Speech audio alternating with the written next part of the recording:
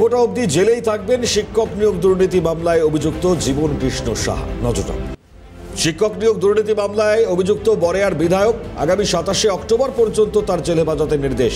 কলকাতার নগর দায়রা আদালতের তরফ থেকে এমনটাই নির্দেশ দেওয়া হয়েছে। অদ্রিজা ঘোষ রয়েছে টেলিফোন লাইনে আমাদের প্রতিনিধি। অদ্রিজা, কি জানা যাচ্ছে?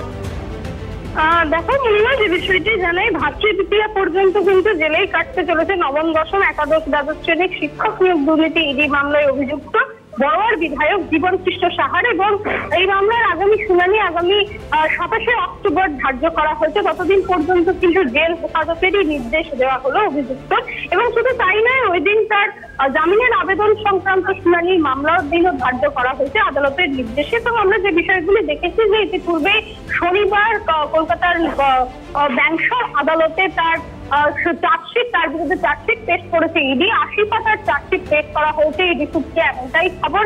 এবং সেই চার্জশিটে কিন্তু যে বিষয়গুলো উঠে এসছে যে তিনি অযোগ্য প্রার্থীদের কিন্তু টাকার বিনিময়ে বাঁকা পথে চাকরি ব্যবস্থা করেছিলেন। চাকরি বিক্রির 1.5 কোটি টাকারও বেশি আর্থিক দুর্নীতিতে অভিযুক্ত জীবন কৃষ্ণ সাহা জড়িত।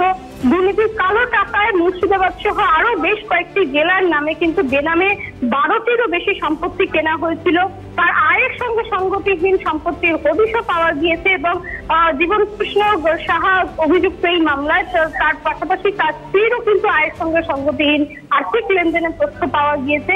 এবং এই মামলায় অপরধৃত প্রসন্ন রায়ের মাধ্যমে তিনি যে নিয়োগ দুর্নীতিতে জড়িত সেই বিষয়গুলোও কিন্তু তদন্তকারী অফিসারদের দাবি এমন বিষয় কিন্তু উঠে এসছে, তারা হদিশ পেয়েছেন সেই বিষয়গুলো কিন্তু উঠে এসছে। সুতরাং আগামী দিনে এই মামলায় জামিন হওয়া কতটা কষ্টসাধ্য বিষয়, এবং আগামী দিনে এই মামলায় আর কি নতুন তথ্য উঠে আসে এখন কিন্তু সেটাই দেখার। ধন্যবাদ অদ্রিজা।